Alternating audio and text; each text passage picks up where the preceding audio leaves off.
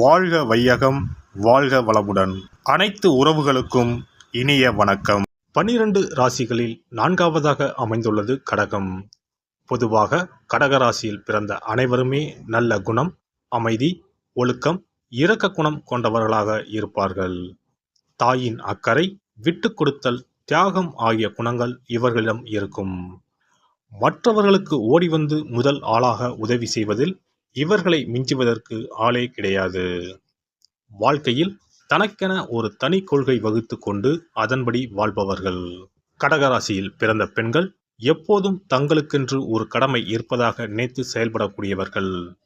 உலகத்தில் உள்ள சிறந்த தாய் யார் என தேடி பார்த்தால் அவர்கள் நீங்கள்தான். தங்கள் பிள்ளைகளுக்காக எதையும் தியாகம் செய்யக்கூடியவர்கள், மிகவும் மென்மையாகவும் எளிதில் அணுகக்கூடியவர்களாகவும் இருப்பீர்கள். ஆனால் தங்களுக்கென்று வரும்போது துணிந்து போராடவும் தயங்க மாட்டீர்கள். வலிகளுடன் நீண்ட காலம் வாழக்கூடிய இவர்கள் தங்களுடைய நல்ல குணம் மற்றும் ஒழுக்கத்தால் மற்றவர்களின் மனங்களை வெல்லக்கூடியவர்கள். தன் குடும்பம், தன் ஜாதி, ஜனம், ஊர், உறவு, குலம், கோத்திரம், நாடு, நகரம் என்று இருப்பீர்கள். வெளியிடங்களுக்கு போகவோ மற்றவர்களை பார்த்து பேசவோ பழகவோ அஞ்சுவீர்கள். ஒருவரிடம் நம்பி பழகிவிட்டால் தனது உடல், பொருள், ஆவி அனைத்தையும் தர சித்தமாக இருப்பீர்கள். உங்களுக்கு தற்காப்பு, குடும்பத்தின் பாதுகாப்பு என்பதில் கவனம் அதிகம். பெரும்பாலும் கடகராசி பெண்கள் இல்லத்து அரசிகளாகவே இருப்பதை விரும்புவர். தாய்மை உணர்வுடன் கணவனையும் பிள்ளைகளையும் கவனிப்பர். கணவனையும் ஒரு பிள்ளையைப் போலவே நடத்துவார். பிள்ளைகள் திருமணமாகி போனாலும் தன் அருகில் இருக்க வேண்டும் என விரும்புவார். பழமையில் ஊறிப்போன இவர்கள் மாமியார், நாத்தனார், கொழுந்தன் என்ற பெரிய குடும்பங்களை விரும்புவர். அனைவரது வீட்டு விசேஷங்களிலும் கலந்து கொள்வீர்கள். உறவினர் வேண்டும் என்ற எண்ணத்துடன் உரிமையாக உறுத்தாக பழகுவீர்கள். இவர் மட்டும் வீட்டில் இருக்க மற்ற பெண்கள் வெளி வேலைக்கு போனாலும் இவர் அவர்களை சந்தோஷமாக அனுப்பிவிட்டு வீட்டில் இருந்து தனது வேலைகளை மகிழ்ச்சியுடன் பார்ப்பார்.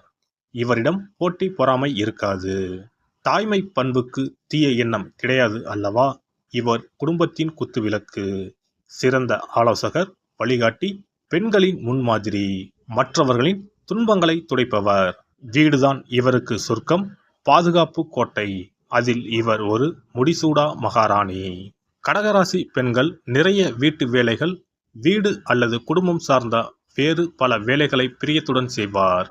அதே சமயம் வாயு வேகம், மனோ வேகத்தில் இவர்கள் கற்பனை செய்வர்.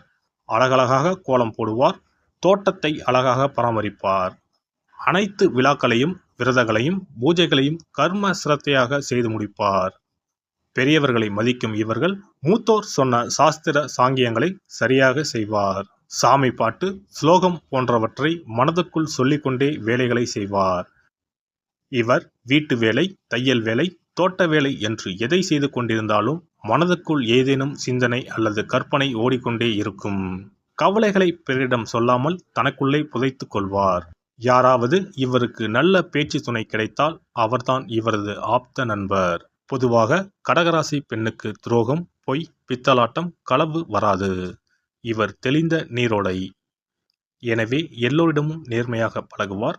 தனக்கு தெரிந்தவர்களிடமும் அதே நேர்மையை எதிர்பார்ப்பார். யாராவது இவருக்கு தெரியும்படி தவறு செய்தால் உடனே பெற்றோரிடமோ கணவரிடமோ சொல்லிக் கொடுத்து விடுவார். அடுத்தவர் தவறு செய்வதை பார்க்க இவருக்கு சகிக்காது. உடனே அவரை திருத்தி நல்வழிப்படுத்த வேண்டும் என்று நினைப்பாரை தவிர அவரது குற்றத்தை பறைசாற்ற மாட்டார், தூற்ற மாட்டார், புறம் பேச மாட்டார். 100% நேர்மையை, ஒழுக்கத்தை இவர் தன் கணவரிடமும் மற்றவர்களிடமும் எதிர்பார்ப்பார். தன்னிடம் எதையாவது மறைத்தால் கடலை போல் பொங்கி எழுவார். சாக துணிவார். உலகமே இருண்டு விட்டதைப் போல கலங்கி அழுவார். கடகராசி பெண் சமையலில் கெட்டிக்காரர். எத்தனை பேர் வீட்டுக்கு விருந்தினர் வந்தாலும் நன்கு சுவையாக சமைத்து அழகாக பரிமாறி விடுவார். பசி என்ற குரல் கேட்டால் கலங்கிவிடும் தாயுள்ளம் படைத்தவர்.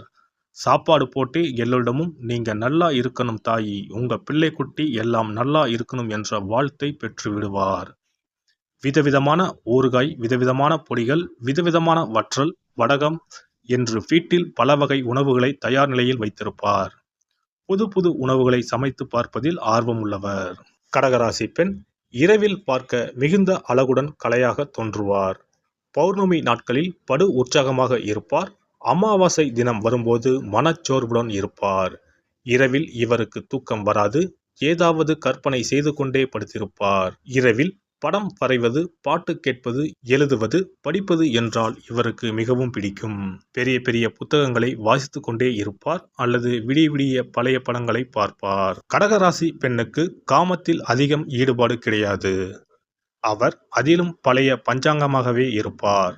ஆனால் காதல் ராணி, காதலிப்பதையும் காதலிக்கப்படுவதையும் மிகவும் விரும்புவார். ஒருவனுக்கு ஒருத்தி என்பதில் தீவிர நம்பிக்கை கொண்டவர். பெரும்பாலும் கடகராசி பெண்கள் பெற்றோர் பார்க்கும் கணவரையே திருமணம் செய்வர் அல்லது தங்கள் குடும்பத்துக்குள் அத்தை மகன், மாமன் மகனையே காதலிப்பர். ஜாதி மதம் பார்க்காமல் காதலிப்பவர்கள் இவர்கள் இல்லை.